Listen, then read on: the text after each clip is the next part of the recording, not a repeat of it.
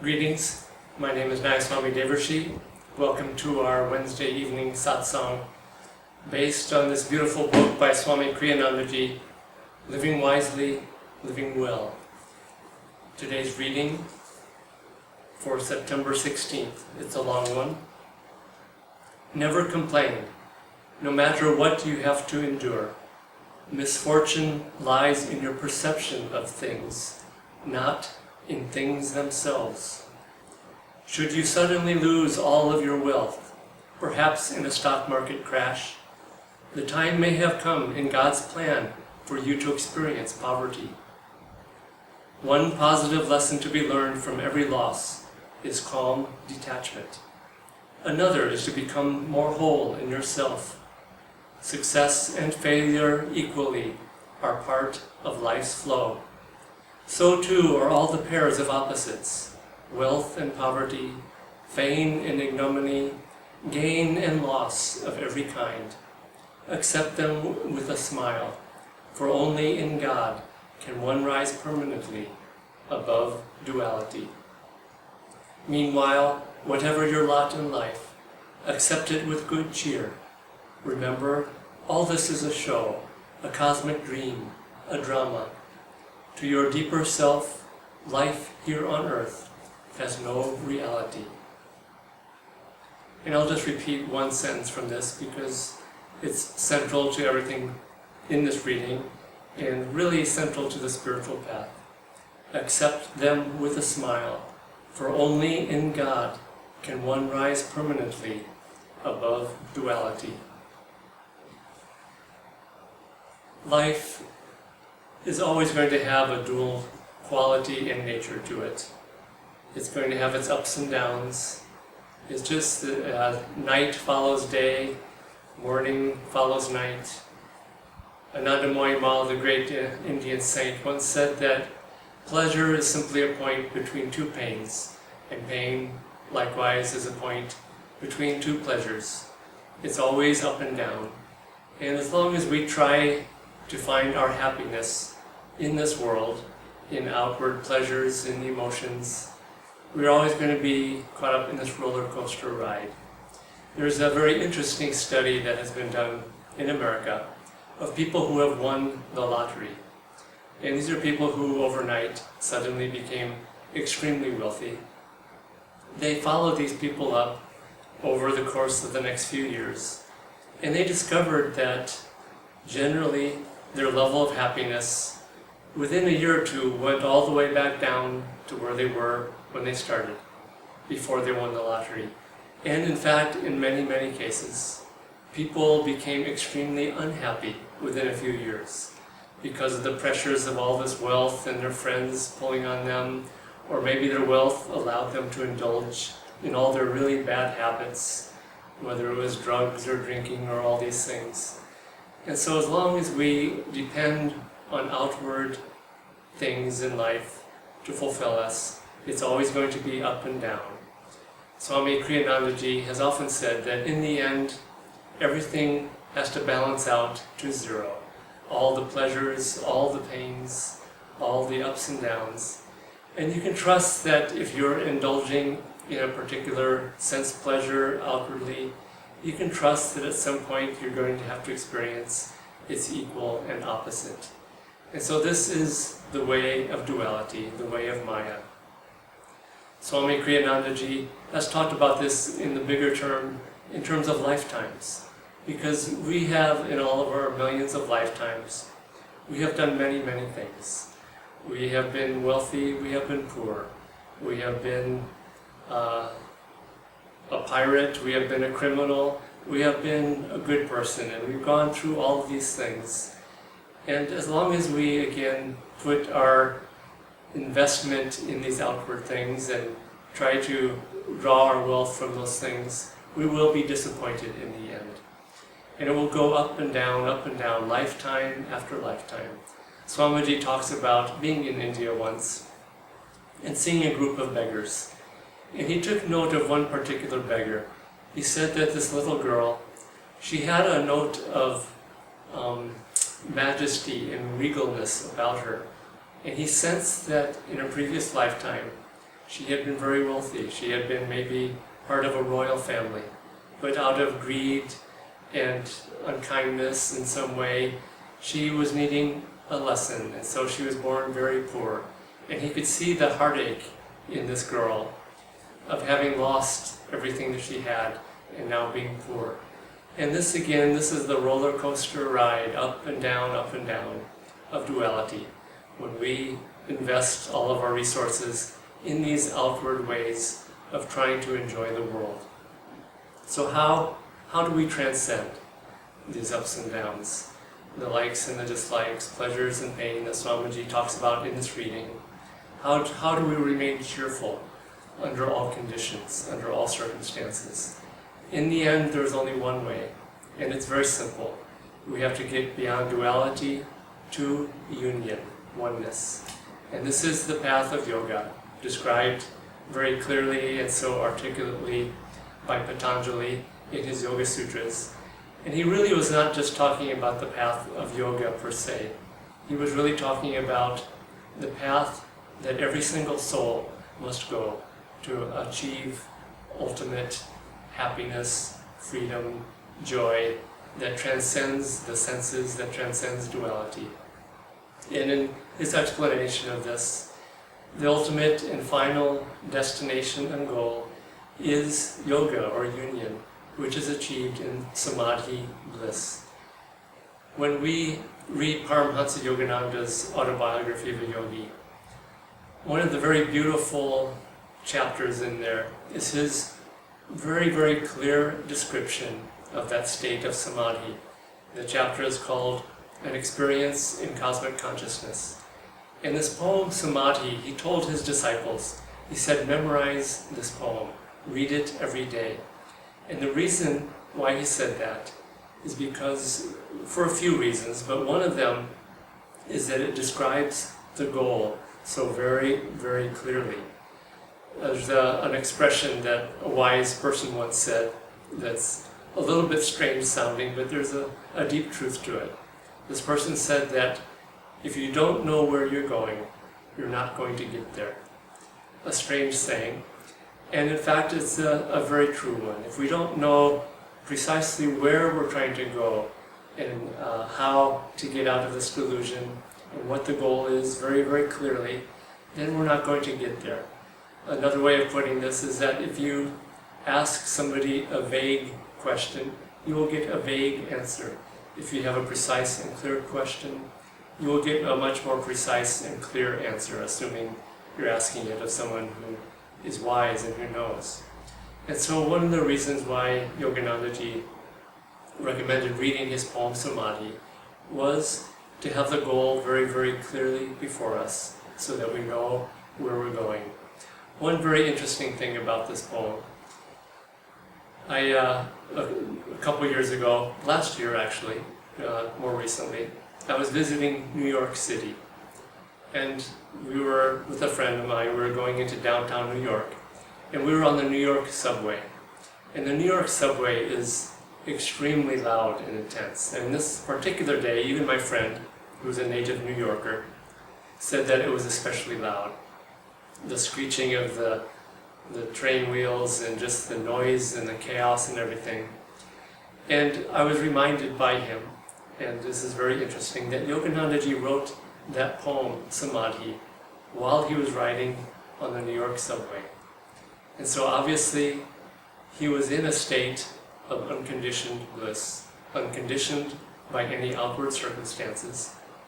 And so this is the goal, is to reach that state of divine union, of divine bliss, union with our true nature, as Satchidananda, as ever-conscious, ever-new, ever-existing divine bliss. And so that union will take us beyond the ups and downs of duality, the pleasures and the pains, and all these millions and millions of lifetimes that we've had in trying to seek fulfillment outwardly. And so if we can read that poem regularly, memorize it if you can, keep that goal very, very clear before you, and you'll find that it really helps to draw you ultimately to that goal. We're going to have a class in Gurgaon here at our center on November 1st, And the class is going to be on samadhi, because it really is important to have the goal in front of us to understand how to get there, but especially if we have a clear, intuitive understanding of it, you'll find that it's much easier to always have it in front of you and be tuning into it, tuning into the vibration of it, and I'll touch on that in a little bit.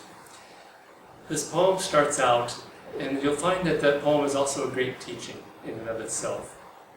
The poem starts out with the line, "Vanished the veils of light and shade, lifted every vapor of sorrow, sailed away all dawns of fleeting joy, love, hate, health, disease, life, death, perished these false shadows on the screen of duality." And these last two lines describe what Swamiji was talking about in his reading. Love, hate, health, disease, life, death, perished these false shadows on the screen of duality. Yoganandaji very often used an analogy, and I like to think that when Yoganandaji used a particular phrase or analogy over and over and over again and repeated it, it's because it was especially important for those who were trying to understand truth, to understand. And so one of them that he used a lot was this idea of a movie screen, and that a movie screen is simply shadow and light, and it's the screen of duality. Shadow and light are just two, and a movie screen consists almost entirely of this shadow and light. Master said once he was at a movie theater and watching newsreels in the theater of a lot of slaughter and death and destruction from one of the world wars, and he was caught up in the emotion of it. But then he looked and noticed that it was just a movie screen. It was a screen of duality. And then he explained how to get out of duality. He said he saw that there was a beam of light coming from the back of the theater, and this beam was just a single beam. And he looked back at the beam and saw that its source came from the projection booth at the back of the theater. And he compared this to God, to the divine, beyond duality.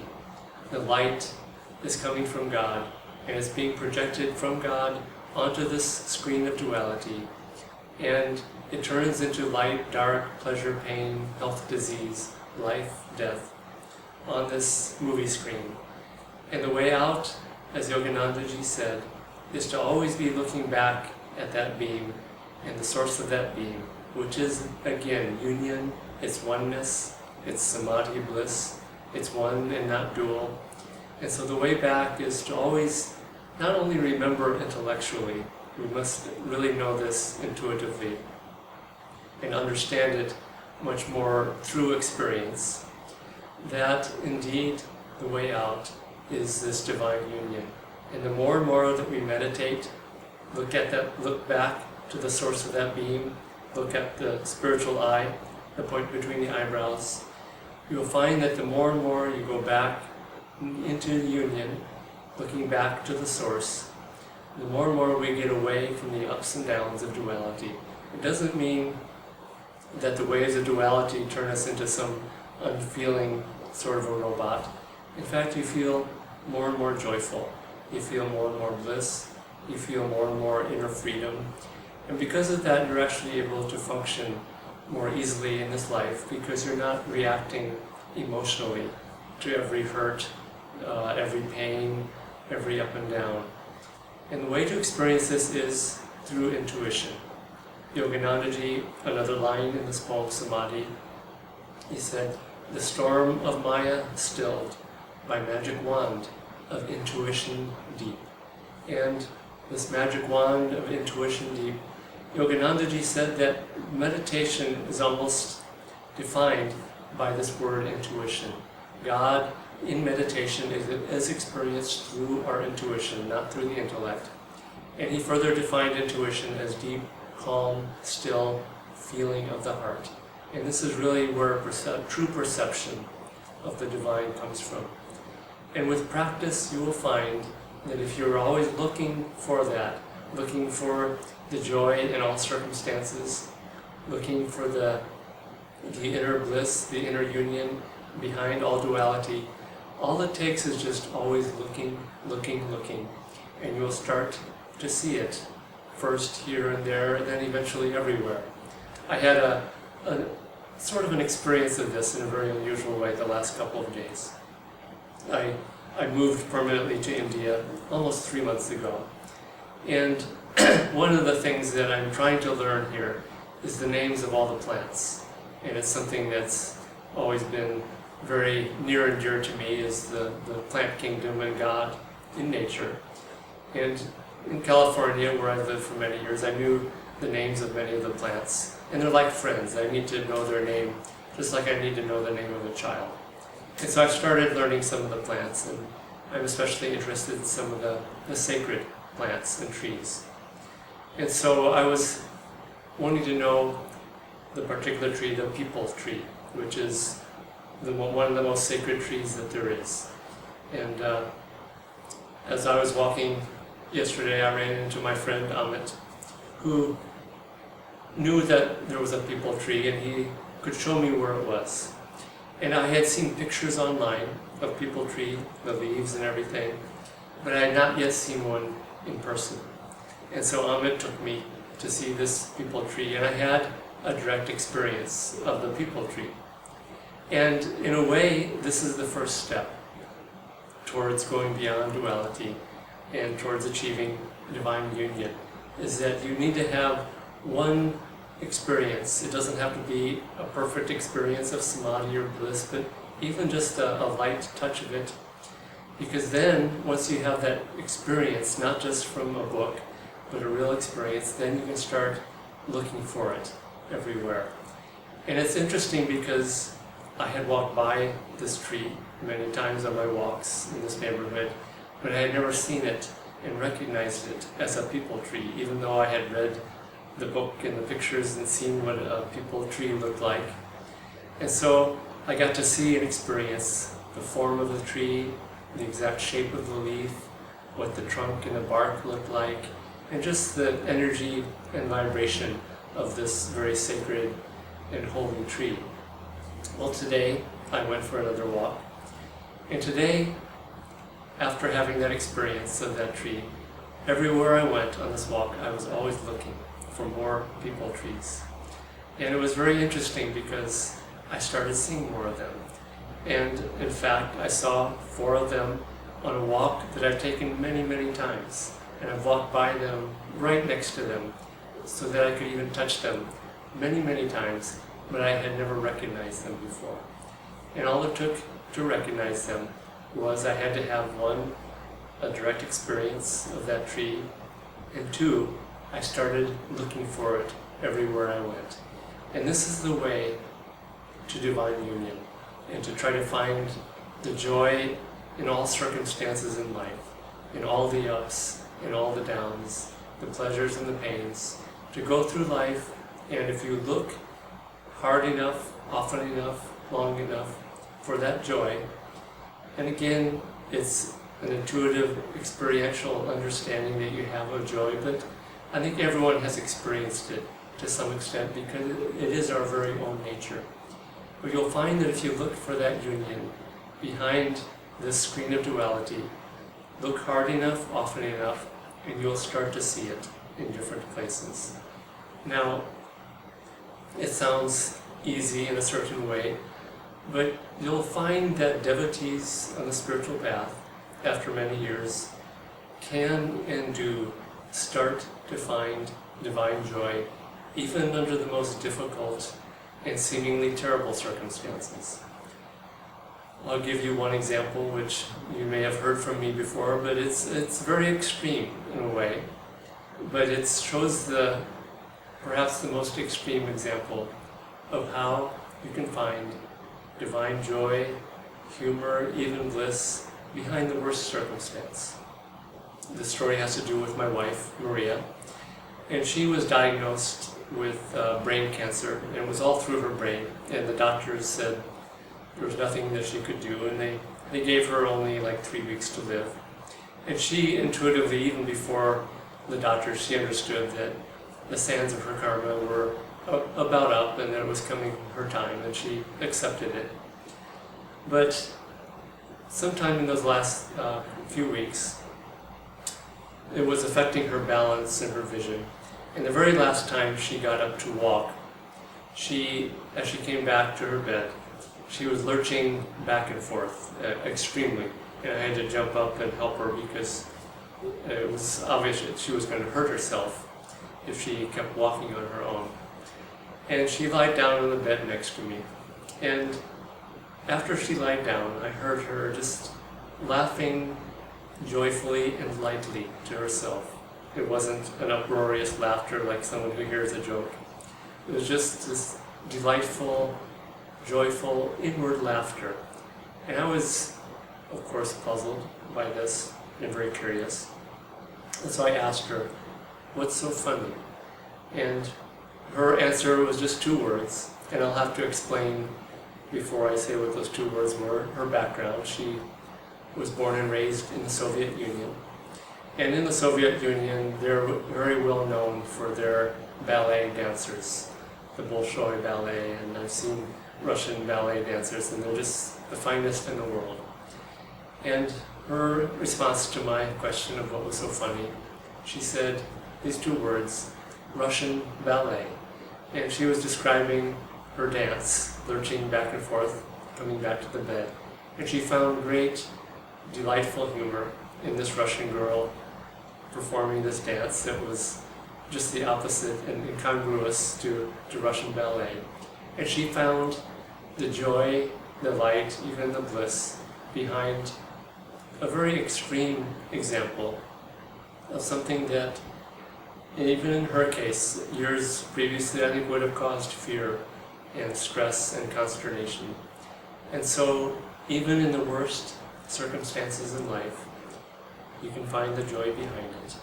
And again, the way out is to look behind the screen of duality, look towards divine union, look for that joy, just like I'm starting to see these people trees everywhere I go, as long as I'm looking.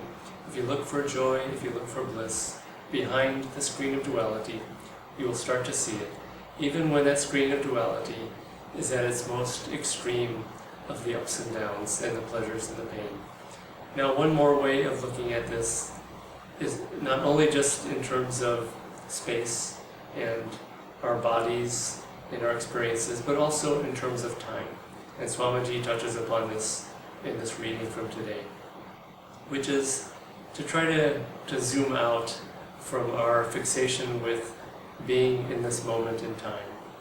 One of the final conclusion of Yoganandaji's poem, Samadhi, the last 2 lines, eternity and I, one united ray, a tiny bubble of laughter, I am become the sea of mirth itself. In that line, eternity and I, one united ray. And if we can get beyond being caught up in this, the suffering of the moment, and tune again into the eternal nature of the soul, of divine bliss, of our union with God. If we can tune into our true nature, you'll find that we are also eternal. We are not just infinite in terms of expansion and lack of identity with this little self, which comes from expansion into the infinite, expansion into God, but we are also eternal. And if we can change our identity from the momentary ups and downs of life that comes to everybody, saint or sinner, we all have past karmas, it all must come balanced out to 0. But even in the midst of that balancing process, with everything evening out, if we can, again, be looking behind that screen of duality, in both space and in time, looking for the divine hand behind all things, looking for the divine joy in ourselves, in all of our experiences, then we can say, as Yoganandaji concludes his poem, Samadhi, with, I, a tiny bubble of laughter, have become the sea of mirth itself. So read that poem those of you who are in Gurgaon here, in the next month or so, read that poem every day. Tune into it, meditate on it, try to understand it with the magic wand of intuition deep. And you'll find that if you have that deep, clearer understanding of the goal, then through our own attention, through our own looking for it everywhere we go, we will much more easily start to see it, start to experience it, and see it and feel it, that divine joy, behind all the momentary circumstances of life. So may the joy of divine bliss expose itself, reveal itself to us under all circumstances. And may we become one with that bliss. Om Shanti, Shanti, Shanti.